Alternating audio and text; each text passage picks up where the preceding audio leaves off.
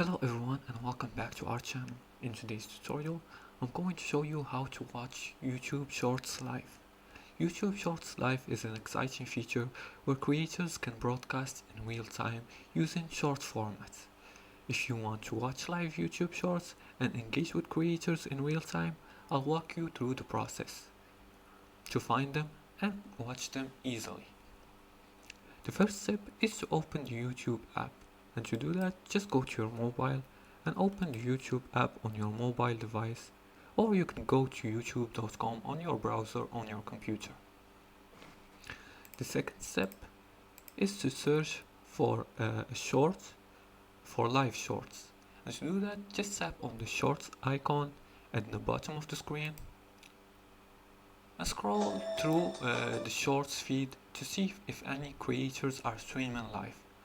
Alternatively, you can go to the search bar and type short live or the name of a creator who streams live and look for the live icon. The third step is to engage with the live stream. And to do that, just tap on the live shorts video to start watching.